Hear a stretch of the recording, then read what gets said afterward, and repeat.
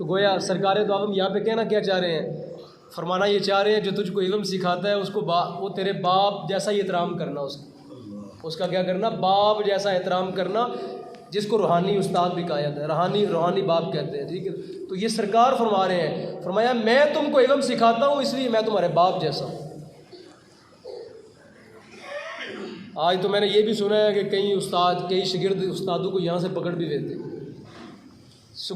मदरसों में नहीं होता ये, कभी किसी कायनात के मदरसे में आपको ही मिला, कॉलेजों में होता है ये, यूनिवर्सिटी में होता है कि शागिर्द यहाँ से पकड़ भी देते हैं। इसका मतलब ये है कि कोई कमी है ना, कहाँ पे कमी है तलाश करो।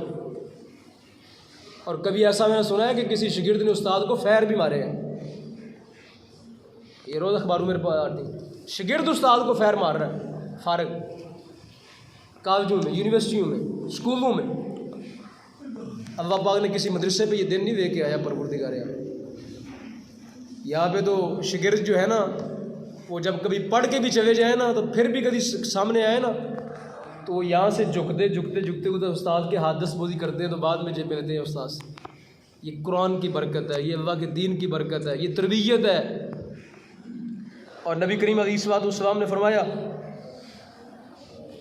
अल इल्म बित्तअल्लुम, सरकार फरमाते हैं इल्म सीखे बगैर नहीं आता। ये हदीस मुस्तफ़ा बुखारी शरीफ के अंदर हुज़ूर फरमाते हैं इल्म सीखे बगैर नहीं आता। बंदा कि मैं घर बैठा रहूँ तो मुझको सब कुछ आ जाएगा, फरमाया ना ना ऐसा नहीं होगा, ये सीखना पड़ता है। ये क्या करना पड़ता है? उसकी मिसाल देता हूँ ना, अगर सीखना ना पड़ता होता तो आप अपने बच्चे के ऊपर जो है वो 12-12 किलो और 15-15 किलो का बोझ क्यों बांधते? बैग चेक करें ना बच्चों के, स्कूल के बैग चेक करें, बच्चा छोटा होता है बैग उससे बड़ा होता है। उसको बच्चा अभी 2 बजे आया स्कूल से, 3 बजे फिर ट्यूशन पे रवाना कर दो, ट्यूशन पे रवाना कर दो। भाई 2 बजे तक पढ़ता रहा, वो उधर क्या करता है? वो चने बेचता रहा 2 बजे तक, स्कूल में 2 बजे तक रखा है उसको, तो बाद में फिर जो है ट्यूशन पढ़ाने का क्या मकसद है? क्या मकसद है इसका? कोई मकसद नहीं है इसका। इसका मतलब वो वहाँ पढ़ाते नहीं है, उनको पता होता है कि वालिदैन ने बाद में ट्यूशन पढ़ा के कमी पूरी करवा देनी। लेकिन कुरान पढ़ने के लिए आधा घंटा भी टाइम नहीं है बच्चों के पास, कुरान पढ़ने के लिए आधा घंटा भी टाइम नहीं है।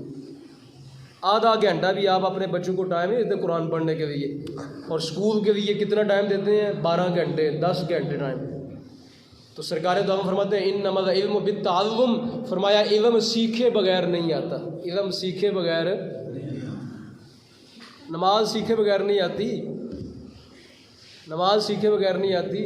नमाज के अंदर जो कुरान पढ़ते हैं वो तो ज़्यादा वो गलत ही पढ़ते हैं, पता है सबको। नमाज के अंदर जो कुरान पढ़ा जाता है ज़्यादा वो कुरान सही नहीं पढ़ते। मैं देवादारी नहीं कर रहा किसी की, मैं बात वो कर रहा हूँ कि शायद किसी की इस्लाह हो जाए। ज़्यादा लोग जो नमाज़ों में कुरान पढ़ते हैं ना वो सही नहीं पढ़ते, आप जानते हैं। तो क्या करना चाहिए? कुरान सीख लेना चाहिए।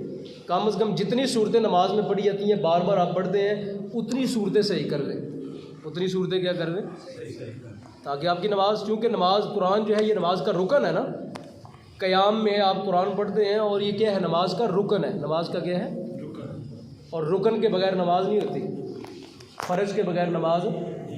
तो इसलिए सामईन मोहतरम वक़्त दे अल्लाह ताला के दीन को सीखने का। ज़्यादा लंबा वक़्त नहीं है दुनिया के अंदर, बहुत लंबी ज़िंदगी नहीं है इस दुनिया के अंदर हमारी। कितने लोग चले गए, हज़ारों चले गए, लाखों चले गए, सैकड़ों जनाजे तो मैंने भी अपने हाथों से उतार लिए होंगे और आपने भी उतार लिए होंगे। सैकड़ों लोग तो मेरे हाथों से निकल के कब्र में गए हैं ना, कि नहीं गए? आपके हाथों से भी सैकड़ों लोग तो गए ही होंगे ना, या कम अज़ कम इतने जनाजों में आपने शिरकत तो की होगी ना आज तक। तो इसका मतलब यह है कि अंजाम कार हमारी वही है, आखरत की ज़िंदगी सबसे खलूद है, उसमें हमेशगी है। दुनिया की ज़िंदगी में हमेशगी नहीं है। तो इसलिए सामईन मोहतरम जहाँ पे जिस्म को संवारने की बड़ी कोशिशें हैं, किसी इमाम के ऊपर चले जाए ना तो आप देखेंगे वहाँ 2-2 घंटे वो कुर्सी पे बैठते हैं। तजर्बा मैं, चूँकि मैं ज़ाहिर तजर्बा ज़िंदगी का हर इंसान को कोई ना कोई चीज़ सिखाता है ना, 2-2 घंटे वो कुर्सी पे बैठते हैं, मेरे बाल इधर से ठीक कर दो। मैं अभी आज बाल कटवाने गया तो एक बाबा जी नहा के निकले, एक बाल उनका रह गया था, एक बाल वो बाहर चले गए, वो फिर अंदर आए, कहते हैं ये एक बाल रह गया इसको भी ठीक। यानी जिस्म के संवारने के लिए इतनी तगोदो, इतनी कोशिश और इतनी जो है वो इतना पैसा और तकल्लुफ़ खर्च होता है, लेकिन तेरी रूह कितनी परागंदा हो चुकी है। उसके ऊपर कौन कौन से जंग और कौन कौन से बाल चढ़ चुके हैं, उसके ऊपर कितना जो है कितना कुछ उसके ऊपर चढ़ चुका है। वो उसको साफ़ करने के लिए तूने कितना टाइम खर्च किया, कितना तूने पैसा खर्च किया, कितना अल्लाह की राह में सदका तो खैरात किए कि तेरी रूह के अंदर भी कोई इत्मीनान, सुकून और पाकीज़गी आ जाए। एक बाल जो है ना हटाने के लिए तुम उधर से इधर तक आए तो एक बाल रह गया है, इसको भी सही करना, तब मैं बाहर जाऊँगा। हालांकि उसको पता है मैं दाढ़ी शरीफ जो है ना ये उतरवा रहा हूँ, और दाढ़ी मेरे मुस्तफ़ा ने फरमाया मुझको ये पसंदीदा है। सरकार ने फरमाया मूंछे कम करो, दाढ़ियाँ बढ़ाओ। ये मुस्तफ़ा का फरमान है। फरमाया मूंछे कम करो, दाढ़ियाँ क्या करो। लेकिन हमने उल्ट कर दिया, हमने मूंछे बढ़ा दी, दाढ़ियाँ बिल्कुल साफ़ कर दी। तो तेरी रूह इससे परागंदा नहीं हो रही, तेरी रूह पे फ़र्क नहीं पड़ रहा है। तेरा जिस्म तो शायद बालों से साफ़ हो रहा है, लेकिन तेरी रूह क्या हो रही है, तेरी रूह के ऊपर जंग चढ़ता जा रहा है, क्योंकि ये मुस्तफ़ा करीम से दूर होती जा रही है। तो इसलिए मेरे बरादरान, इल्म दीन सीखने से इंसान के अंदर कभी ना कभी खैर आ जाती है।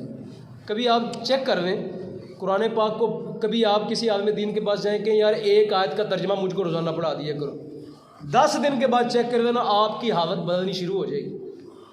एक आयत रोज़ाना तर्जमे के साथ पढ़ लो, 10 दिन के बाद अगले हफ्ते तक मेरे पास आना और मुझे बताना आके कि आपके अंदर रूहानी कैफियत आपकी बनी है कि नहीं बनी।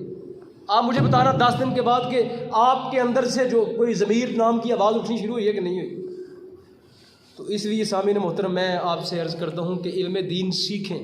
एक आयत रोज़ाना सीख लें, बस एक आयत सीख लें। एक आयत का जो है ना तर्जमा पढ़ लिया करें, और वो पढ़ें, खुद नहीं, कोशिश करें किसी आलिम दीन से पढ़ें तो वो ज़रा सही आपको जो है ना वो उसकी ट्रांसलेट कर देगा। मुमकिन आप पढ़ें तो कई चीज़ें ऐसी हैं जो इंसान की अकल से ज़्यादा थोड़ी ऊपर होती हैं, तो वो कभी कभी इसका उल्ट माना भी दे देता है। वैसे पढ़ें, घर बैठ के पढ़ें कुरान। मैं तर्जमा कह रहा हूँ कि तर्जमा तफसीर पढ़ना हो तो किसी आलिम दीन के पास तो आप पढ़ें, एक आयत रोज़ाना पढ़ें, आपके दिल की दुनिया बदलनी शुरू हो जाएगी। आप जितने भी बड़े जालिम हैं ना, आप मोम होना शुरू हो जाएंगे। आप जितने बड़े जो है ना, जितने बड़े भी आप गुनाह कबीरा करने वाले हैं, एक आयत रोज़ाना पढ़ें, 10 दिन पढ़ें, उसके बाद आपके दिल की दुनिया बदलनी शुरू हो जाएगी। कुरान का ये एजाज़ है, कुरान के अंदर इतनी रूहानियत है, कुरान में इतना असर है कि बेशक जंग लगा दिल भी बंदा पढ़े तो ये उसका भी उतरना शुरू हो जाता है। लेकिन अगर कोई पीर साहब कहे ना कि आपका कारोबार दुरुस्त हो जाएगा, तो अल्लाह की कसम यही बंदे जिसने सारी जिंदगी कुरान नहीं पढ़ा, ये एक पाँव के ऊपर खड़ा होकर वजीफ़ा पढ़ना शुरू कर देता है।